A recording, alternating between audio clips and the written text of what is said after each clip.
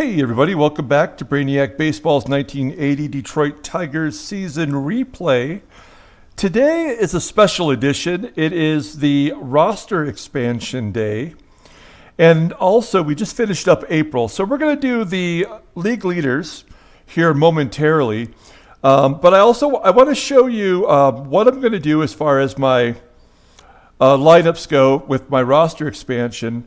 And then I want to take a moment and just show you the decisions I'm going to have to make at the end of the month. There are so many players that are free agents or that are going to arbitration that my payroll is going to go up one way or another considerably, but I'm going to have to make some tough decisions. So just quickly, as far as roster expansion goes, I expanded my roster from 25 to 32. You can choose how many you want to expand to up to 40. And I always think 32 is a pretty good number. So my bench now, as you can see, well, first of all, I guess take a look at this. These are my players that I'm dealing with that are tired.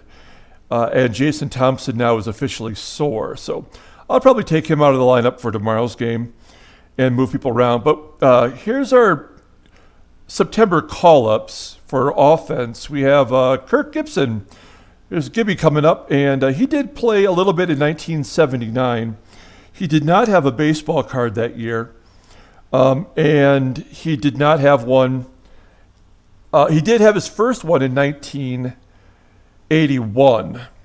So when we go to play next season, he will have his own card. But for 1980, he did not have a card. I have one that was created for Kirk Gibson, and we'll be using that one to represent him when he plays. Also, Marty Castillo, third baseman, catcher, probably most famous for being on the Detroit Tigers 1984 World Series team. He had some clutch hits in the World Series, was kind of a hero, and he'll be on the roster. Also, Ed Putman, who is a catcher. He could play third base and first as well. He had a couple years with the Cubbies, and then he did play in 1979 for Detroit. And finally, I'm going to bring up Dan Gonzalez, who did play a little bit in 1979 for Detroit. Not a really great defensive player. This guy is probably a pinch hitter versus righty relievers toward the end of the game. He's a left-handed hitter. We can always use another left-handed bat on the bench. And then he'll probably lose his spot when Omar Marino comes back in 12 more days. So we'll have that to look forward to as we head down the stretch of the final month. Down below here, you can still see that Barry Bunnell and Dave Stegman are listed as injured. And that's how many more days they have left until they're healthy, which will mean we'll see them next year, although I believe we have some decisions to make on them as well. Taking a look really quick at the pitchers that we have called up for the end of the year. I already added them and reconfigured. So basically there's an additional, 4 spots, I guess. And so we called back up Dan Schatzeder. He's been up all year, but we set him down to swap out some people for rest. So Dan Petrie will be back on the squad in a long relief role. Also, Andy Raplogel will be back in the relief role. Dave Rucker makes it back on the staff. He's been struggling in limited time. And then really the two new people are Bruce Robbins, who in 1979 did make 8 starts for Detroit as a 19-year-old. So this is his year 20 season, and he was pretty solid. I remember him being a prospect that we were really excited about, and then he just didn't pan out. I believe he played 2 more years for Detroit before he finally called it quits. And the same goes for Larry Pashnik, who he's age 25 next year, and I'm sure he'll probably be on our team. He was a pretty solid starting candidate for us in real life, and I believe he ended up moving on to the Astros after Detroit. But again, he never really put it all together to have a real long career in the major leagues. So those are the basic 3 or 4 players we called back up, and we'll be using them down the stretch as we're still 5.5 games back, heading it down into this last 4 weeks of baseball. So, I mean, we're probably going to have to win 20 games in September in order to have any chance of beating the Yankees. If they just keep on the same pace that they're on right now, it's going to be really tough. So, but we still have a mathematical chance, and that's all that matters. Really, only one team has been completely eliminated at this point, and that's the Indians, at least in the American League. So, now let's take a quick look at what I'm going to have to deal with when the season's over with. Let me flip this over here and take a quick drink. Okay, refreshing. Okay, so take a look at this here. We have, going to free agency at the end of the year, we have Jim Bibby, Omar Moreno, Bob Baylor, Champ Summers, and JT. And if you're not familiar with this game, so this over here, if you just go over one spot, this is what they're going to be asking for. So you kind of get an idea in advance what their plans are, and they'll tell you how many years they're looking for in the deal. And so, Jim Bibby's 35. We're probably going to let him go. Omar Moreno, not really a player that I wanted to keep.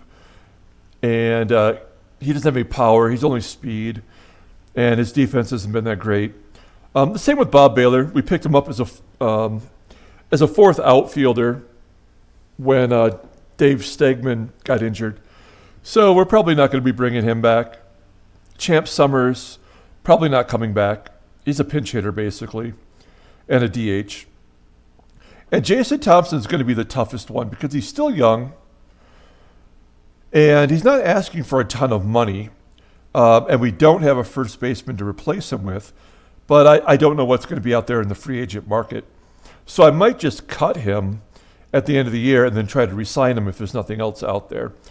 And then if you just take a little bit further of a look down here, you'll see all the players that are going to arbitration. And that is 11 players going to arbitration. So either at the end of the year, I'll have to cut them instead of going to arbitration if I don't think I'm going to need them, or we'll let the arbitrator decide what is the right amount of money to give them. So first and foremost is Jack Morris, and we're definitely going to sign him to a long-term deal if we can when the season's over. Then we also have Dave Rozema, who's been surprisingly good. He's won 12 games as a number 5 starter, and you can't really ask too much more than that. Aurelio Lopez will probably be gone. He's been spotty at best. Dan Schatzeder, probably gone. Bob Stanley, I might keep. He's still pretty young. He's been horrible for me, but, he's an arm we probably could use in the bullpen. Tom Hume, I didn't realize he was so young at 27 because he'd been on the Reds for quite a long time at this point. But I'm probably going to let him go. If we lose Lopez, Hume might be our best closing option, to be honest. So we'll think about that. Barry Bonnell, I want him back. And probably at that price. He's still young. And Mark Wagner he's batting like .330 this year. So that's a possibility at a low price. And then absolutely these guys. I mean, Whitaker, Trammell, and Parrish. I don't know what they're going to cost me. So Whitaker, Trammell, Parrish, and Morris, and Dave Rozema. I mean, that's the crew from the 84 World Series. So that's what we're looking at the end of the year. It's going to be very challenging. Let's quickly move on to the leaders. We'll do this relatively quickly, and then we'll be done until the end of the year. So Batting average, look at that. Brian Doyle still hanging in there. I mean, I got to take a look real quick. I guess he's still playing every day in the lineup. I mean, 351 out of nowhere for a guy who never batted 200 in the majors. So that's, an unsung hero there. Wade Boggs in his rookie year batting 332. Sixto Lizcano, Mike Hargrove, human rain delay. Danny Goodwin, actually a pretty good hitter. Robin Yount on Texas now, hanging in there. Rod Carew, of course, great hitter. Dewey on Kansas City. Willie Aikens, surprisingly, batting over 300. And Chris Chambliss of the Yanks. So that's pretty impressive. You know what? Actually, we'll take a look at the home runs since we're right here. Doug DeCinces is pulled away from Darrell Porter, who held the lead for quite a while. Freddie Lynn with 22. And Eddie Murray and Dewey at 21. Oscar Gamble with his awesome giant fro with 20. Bobby Grich, he had his 19th against us in the last series. Chester Lemon, 19 home runs, a career high for him. And then Gary Hancock for us. That's just unbelievable that he's got 19. With a month to go, he may be the only Tiger to get to 20 home runs. And I believe we're second in the American League in home runs. So that's an odd dichotomy there. And then Danny Goodwin rounding out of the home run leaders. So let's take a look here real quick at doubles. Hal McRae leading there. Jim Gantner and George Brett, Willie Randolph, Buddy Bell, a couple different names with the doubles leaders. Who's grounding in the most double plays? This has got to be all the Tigers. Actually, surprisingly, Lance Parrish, not surprisingly, he's definitely one I would have thought was on this list, but I figured Steve Kemp, but maybe I just hit and run with him to avoid it. But yeah, a lot of slow dudes and catchers on there. Extra base hits. George Brett, 55. That's an interesting collection of guys there as well. Pretty much a who's who from that era. Paul Molitor making the list. Hits, here we go. Well, look at that. Sweet Lou on the list. Good job by him. We have Carney Lansford.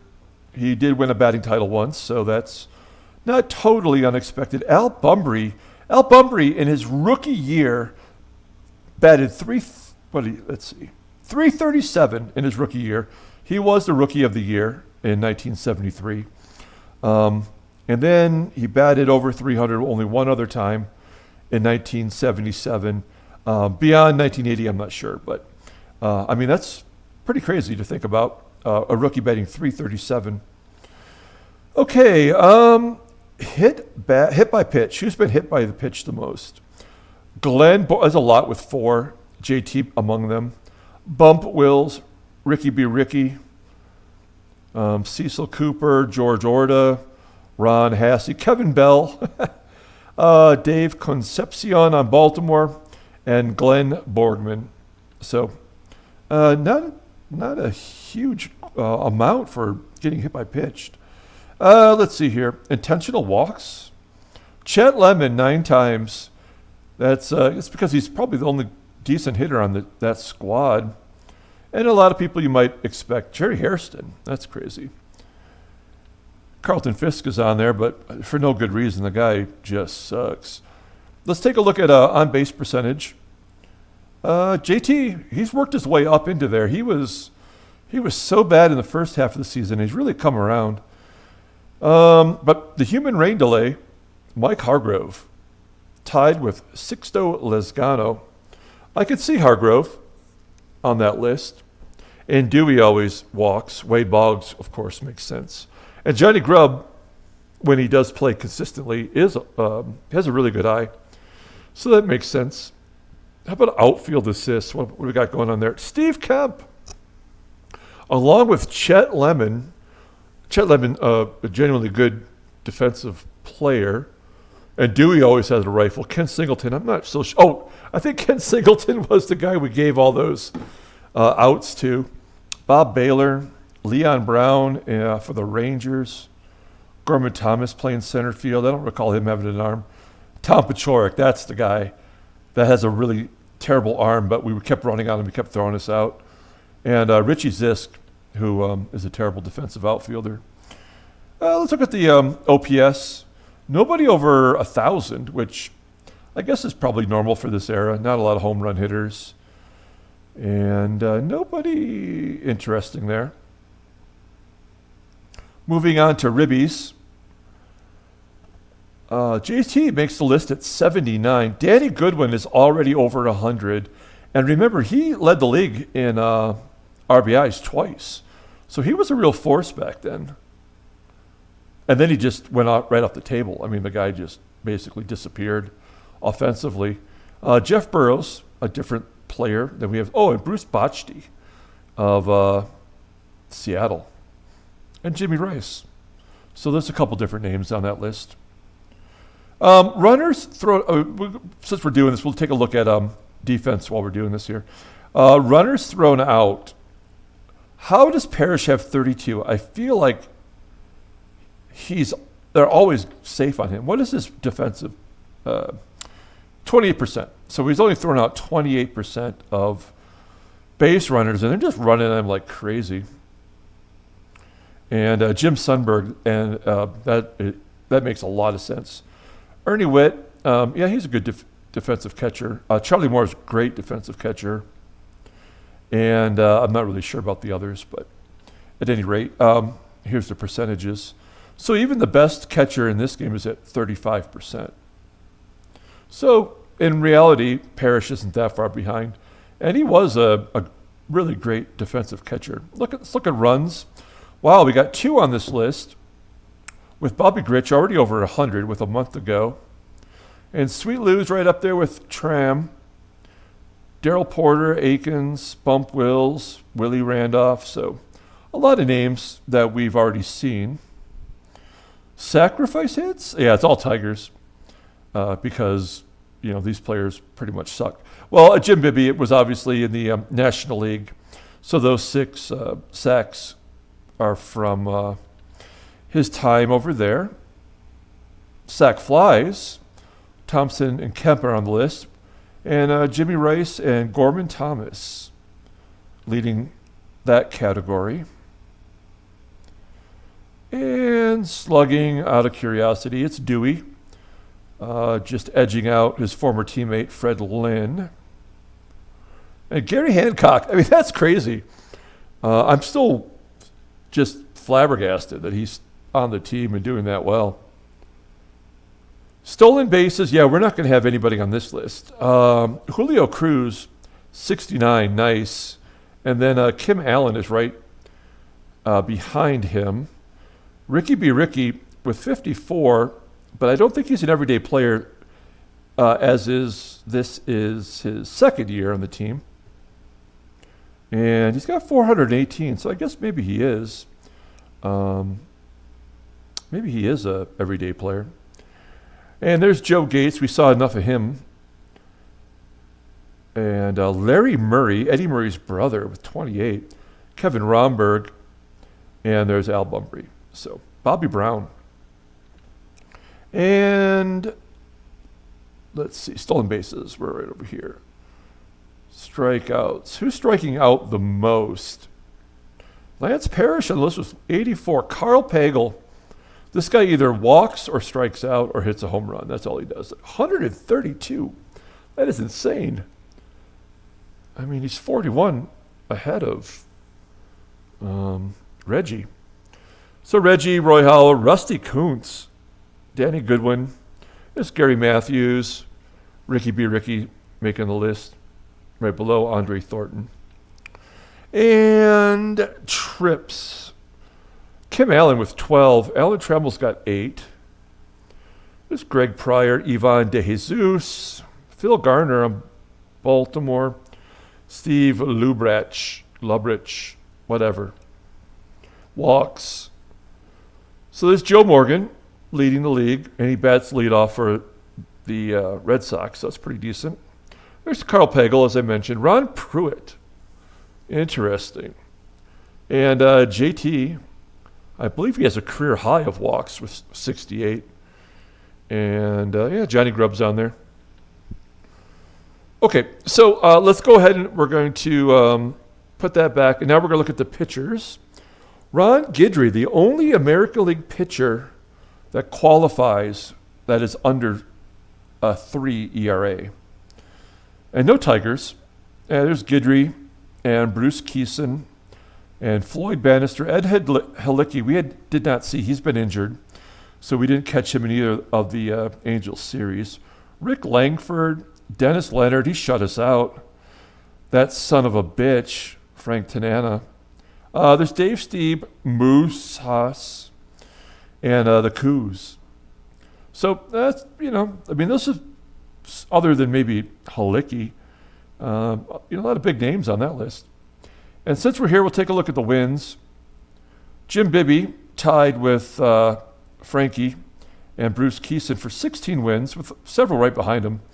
El Presidente, Jack Morris is there, and Kuzman, Floyd Bannister, and the top 10 is rounded out with Palmer, Wortham, and Moose Haas. Bibby got, 9 of those wins in the National League. So it's accumulative, I guess that's the word I'm looking for. Okay, complete games. John Tudor with 9. Wow. Doc Medich. They got the Dennises. Stephon Weaver, the rookie New York Yankee pitcher that we highlighted earlier in the year. Games pitched. This has got to be all Tigers, right? Dave Tobick and Roger Weaver, definitely overused. Rick Anderson, closer for Seattle. John Hiller, who was a Tiger, who I traded to Toronto for a bag of balls. Aurelio Lopez, Shotzi, and then some of the others that you would recognize there. And then, let's see. Hit batters. Who's been the most wild? Jack Morris on the list with 8. And Ross Baumgarten leading with 9. And Roy Branch. Who the hell is Roy Branch? He's got 26 starts for Seattle. And not great. Not a great pitcher. But good for him. So there's that. Home runs allowed. No Tigers. Bill Paschal of the Royals with 38, and it's not even close. Fergie Jenkins, that's a different name. Matt Keogh, John Denny, and Francisco Barrios. Let's see. Innings pitched. Yeah, no Tigers on it. Everybody on the team's been injured, but Jack Morris, he's the only starter that's gone every start. But Bannister and that SOB are leading the category. Innings per game, potential walks. I don't care about any of that particularly. Quality starts. Jim Bibby was 17, despite having one where he went 2/3 of an inning. I had to yank him out of there. He was so horrible. Bannister has the most total quality starts. Percentage-wise, it is Stephon Weaver, followed by Louisiana Lightning. Alan Ramirez, did he get enough starts to even qualify? I don't know what it takes, but he's got 13 starts. So I guess, I'm not sure what the game calculates by. Runners per 9, runners per out, runs. Saves. Yeah, Senior Smoke, despite being terrible, has 31 saves, over 2 over Tippy. Bob McClure, Goose, and Skip Lockwood of Boston. He must have just taken over that position. John Verhoeven has been on there most of the year. And shutouts is El Presidente, who's got 4. And strikeouts pitched. Let's take a look at that. Sounds like that should be important. So 162 by Floyd Bannister. Now, this was definitely not the era of K's, and by then, Frank Tanat had already lost his fastball. Yeah, so like none of these other pitchers, I mean, even Jack Morris really wasn't a strikeout pitcher.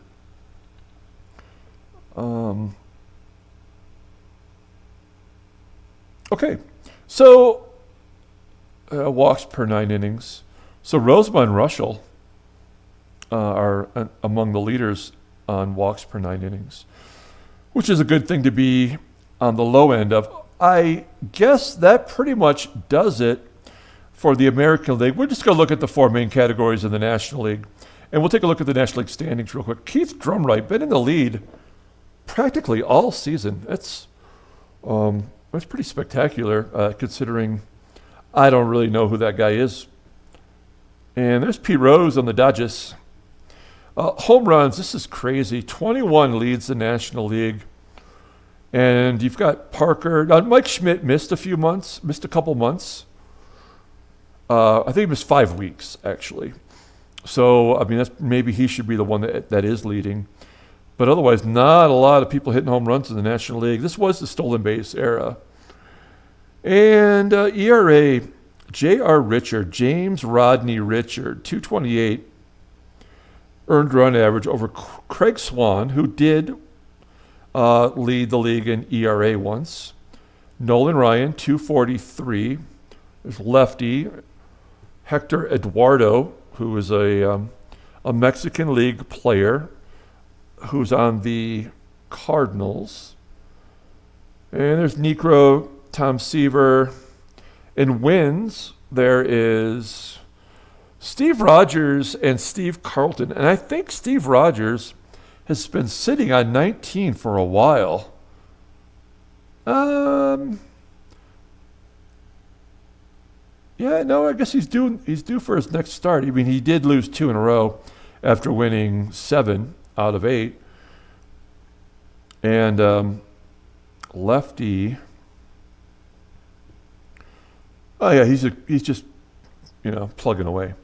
Okay, so anyway, that's going to be it for this. We're on the home stretch, and we definitely need to put some wins together. I'm hoping that the call-ups can help in some way, as the Cubbies are eliminated, and Montreal, Philadelphia, and St. Louis are still competing for the East, and the Dodgers and Houston are jumping back and forth as Houston's lost 6 in a row. Youch.